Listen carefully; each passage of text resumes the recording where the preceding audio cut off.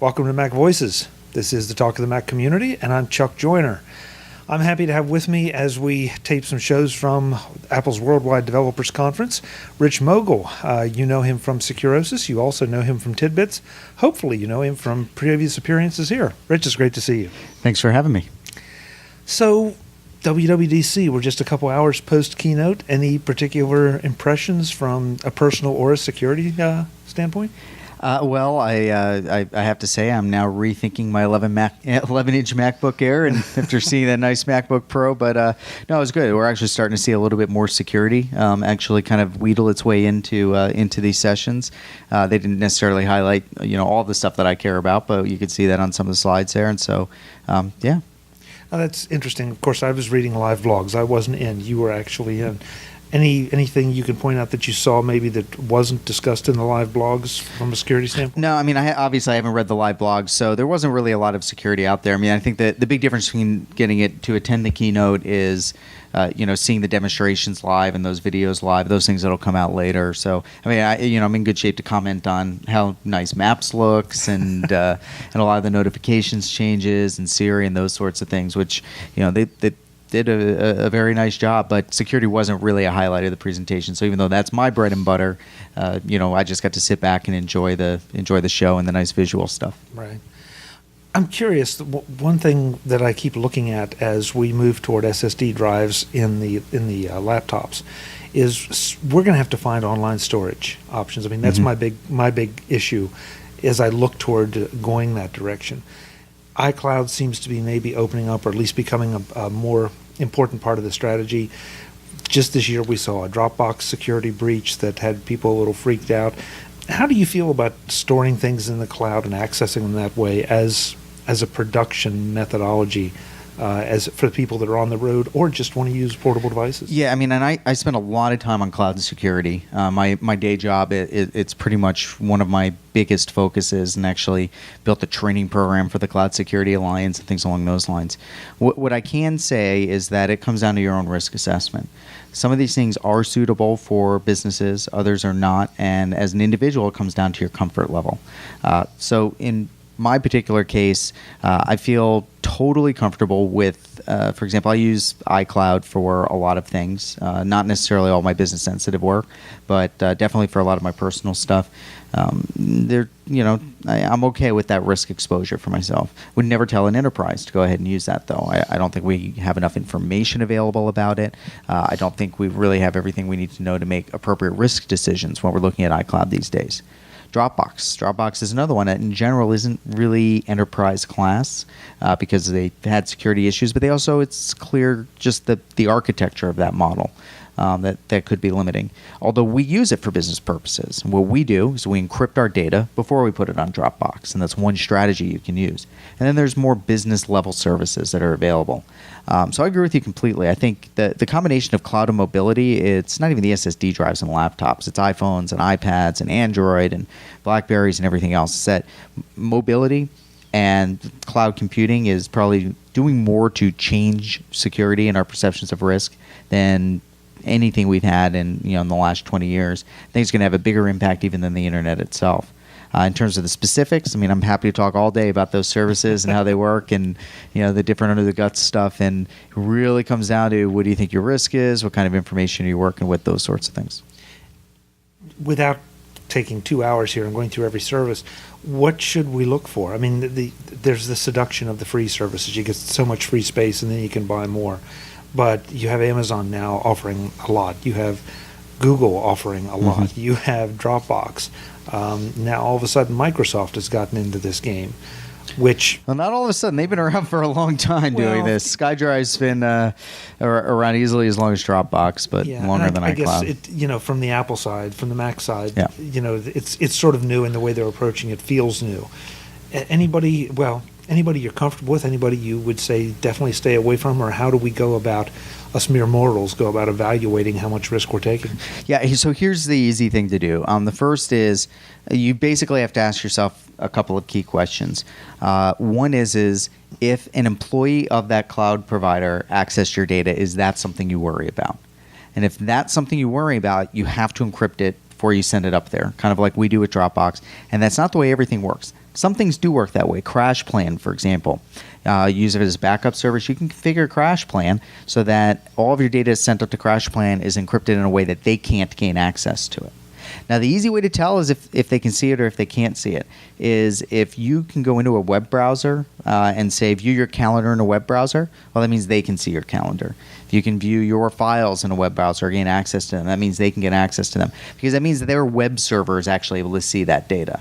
There's one exception where they actually literally decrypt it in your web browser on your side, but that's just totally not common.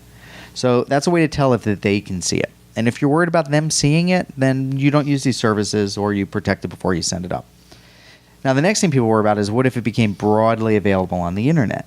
That one's harder because you have to figure out how much do you trust these different services. I think Dropbox is kind of in the middle. They've had some screw-ups, but they do, they've got some okay security there. Could be better. Could be a lot worse. Box.net is probably better, for example. I think because they're trying to cater more towards businesses. Apple, Apple I think is fine. Google. I hate Google for privacy reasons, but they are really squared away from a security standpoint. They weren't always, I wasn't always able to say that, but they're in pretty good shape. And so you got to just kind of get a sense of, do you feel, look, have they had security issues? What do security people say about it? As mere mortals, that's hard. So then you just have to, to be honest, generally you can trust bigger over smaller sometimes, if you or smaller guys if they give you a lot of good information about how they work. Okay, I can't let that go. You hate Google because of privacy, but security, they're okay. Differentiate that for us. So Google's got a top-notch security team. They've got great people there. Google is very proactive from a security standpoint. They really have very good security people, have really been doing a good job in recent years of putting security controls into their products. Problem is that Google tracks everything you do on Google. So from a privacy standpoint, do I think Google's doing anything bad with that other than profiling me for advertising? No, probably not. I'm just not comfortable with any single company having that much information on me. They can literally know everything you search, every web page you browse, your mail, your email. Sorry, not your physical mail, but your phone calls. I mean, that's a lot of information to trust any single source, and especially one that will correlate all of that information across and potentially use it to market. Rich, if I say Facebook to you, do you cringe? No, I use a bit of Facebook. The way I use Facebook is I assume everything I do on Facebook is public. Even though I have the privacy locked down tight, I assume everything on Facebook is public. Also, when I use some of these services, if I don't want them tracking me across websites, I actually use a dedicated single site browser, a dedicated application to access it. I don't use that web browser for anything else. Macs, there's a great tool you can use. It's called Prism, and PRISM, and you can actually go to a site or you put in the URL for a site. It'll make you a web browser that will only work on that site. Now, if you pay for the paid version, that means you can actually tell it to use separate cookies. So it won't use the same cookie store as Safari. And so that's fully isolated out from everything else you're doing. So I think that's great, and that's what I use if I'm going to access Facebook on my computer. But just assume everything on that is. With any social media, the rule of thumb is if it's a social media service, just assume it's public. And will be public forever, long past your lifetime. And that sounds like such common sense advice. As we talked, everyone talks about the kids, don't put stuff on Facebook. I don't know why it seems to be so difficult to understand that should be your default thing. Well, the thing is our expectations of privacy and how we view privacy changes at different stages in our lives.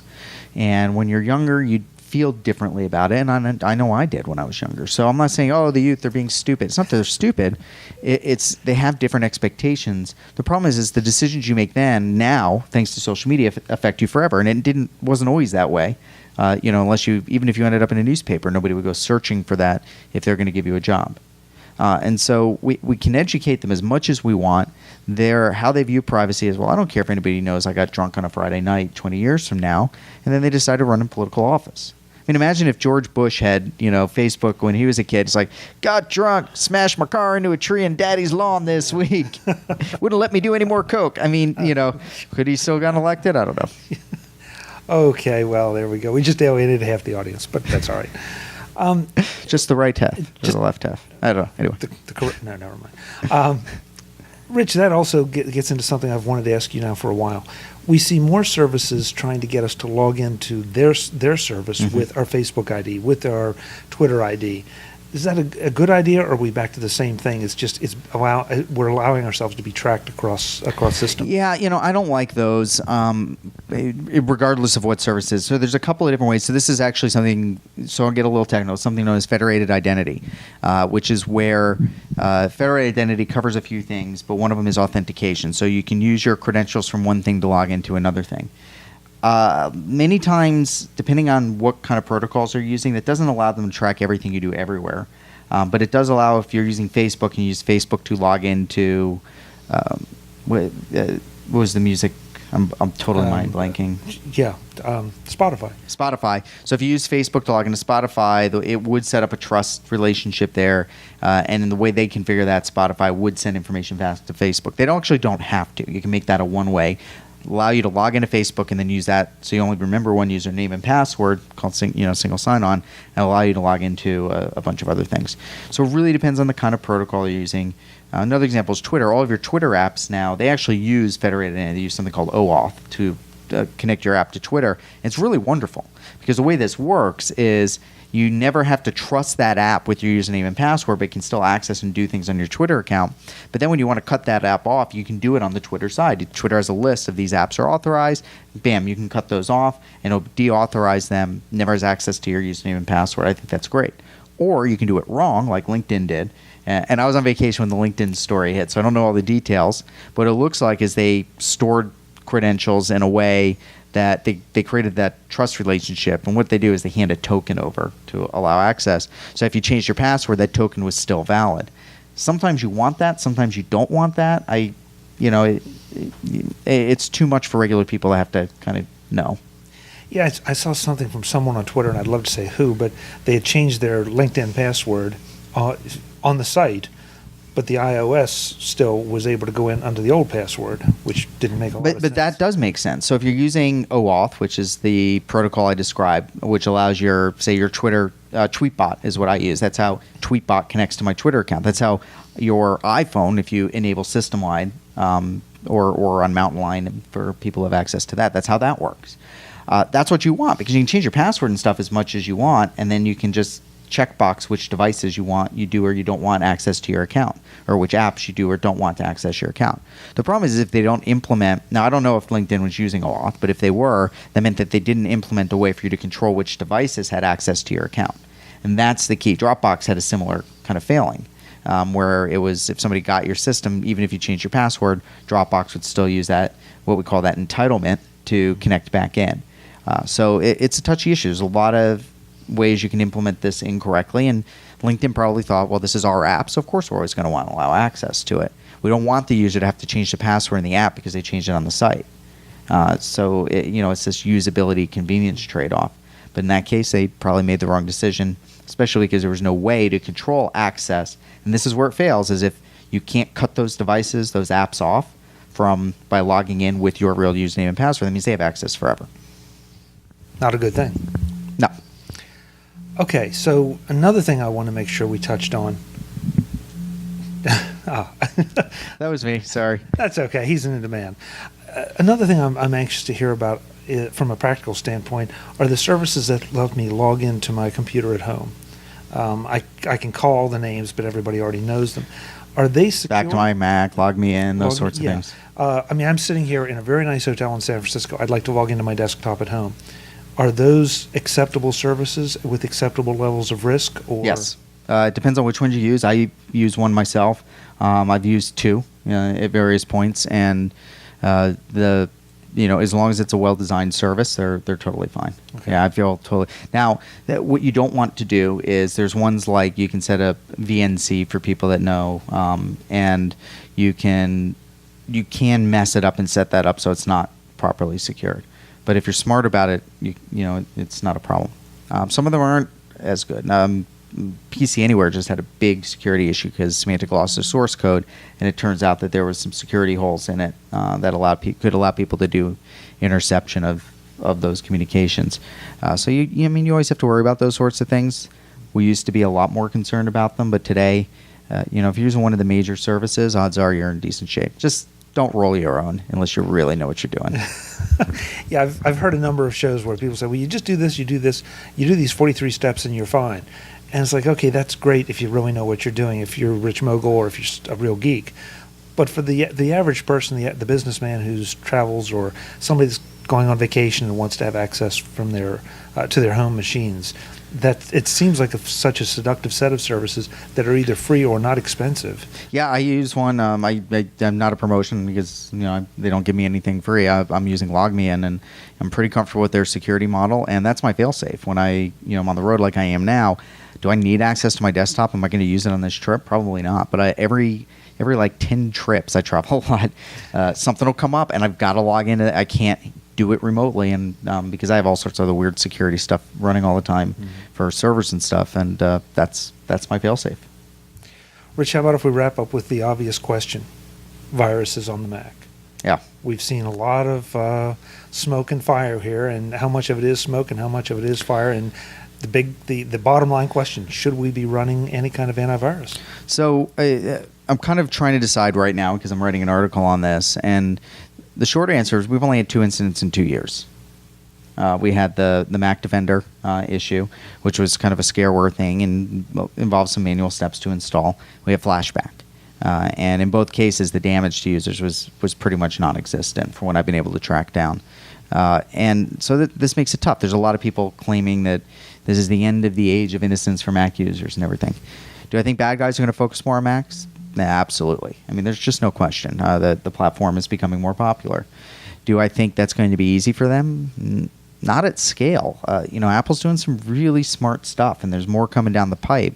Every day, I mean, things with Mountain Lion that they publicly announce, things that are, if you're in the dev program under NDA, you can see that aren't publicly announced. So I think it's going to be hard for that stuff to happen at scale. I think where I'm headed with this, and I've been testing some of the antivirus software, and even the biggest, heaviest, clunkiest one I could find doesn't really affect my system performance in any meaningful way. Admittedly, I'm on a Mac Pro with 8 cores and 32 gigs of RAM, but admittedly, thanks with an SSD drive. But that's that's an out-of-date computer at this point. With this, yeah, that's true. Yeah. So, but anyway, the performance they've managed that pretty well. What I think it comes down to is if you're the kind of user that is pretty aware of things, be good about where antivirus really does work is filter your email using a filtering service. It's built into iCloud and Google and Yahoo and those sorts of things, and Hotmail. Use one of those filtering services. And if you update your Macs, probably don't need antivirus. I don't think, use a free one. Don't spend any money on it, certainly. If you have like friends and family members you need to support and they're bad about patching and updating and they do stupid stuff and they're always clicking the check boxes, okay, maybe you use it for those guys.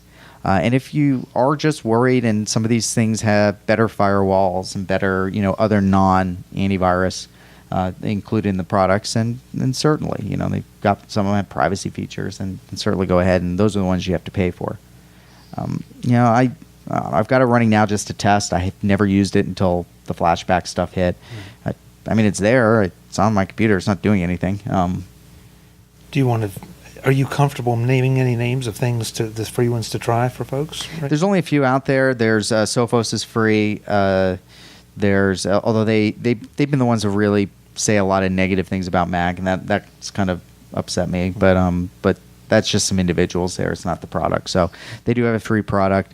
I think Symantec just launched one in the Mac App Store. It's more of a manual one you'd run. I'm testing that on the laptop I have with me now. Pretty non-intrusive. Just ran a scan, left me alone. That's pretty much it. I think Avast has a free one. I haven't really tested that. There's Clam AV. Which is the open source base. But the Clam is owned by a company called SourceFire, which is a top-notch security company. I have friends there. So that would be another one to look at. I'm trying to remember. I think that's it for the free ones. There might be some more out there that I'm just not thinking of. So, and by the way, something to keep in mind. One of the problems with antivirus is to, really control somebody from getting onto your system. Those things need to be, have very, very deep access to the operating system on your computer. You don't get that normally.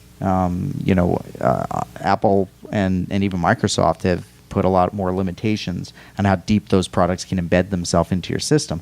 Not because they're trying to keep those products out, they're trying to keep bad stuff out.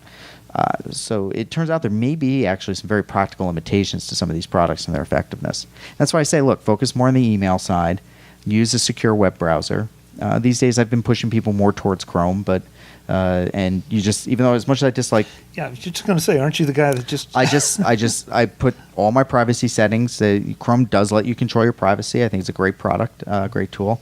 And the reason I like Chrome is it has Flash embedded in it, the Flash browser, and you don't. I took Flash off the rest of my Mac, and the Flash in Chrome is sandboxed within Chrome, so it makes it a lot harder for a Flash-based attack to go after me. So, Okay. When you're not traveling and you're not here, where can folks find you to see what you're up to and get more advice? I'm frequently at the Red Carpet Club or the United Lounge, whatever they call it now. Yeah. So the best way to find me is if it's about Mac stuff, I write mostly over at Tidbits at tidbits.com. Occasionally I contribute over at Macworld. And for security issues, which is really esoteric, deep security stuff, you got to be a hardcore security geek. I'm at securosis.com, SECUROSIS.com. Rich, it's great to see you. Thanks for taking the time on the thanks for having me, busy Chuck. conference. Appreciate it. Yeah, no worries. Folks, I'll have links to everything we talked about so you can go out and be a whole lot more secure. And it sounds like, from what Rich is saying, use a little common sense and be careful out there. Until the next time, thanks for watching.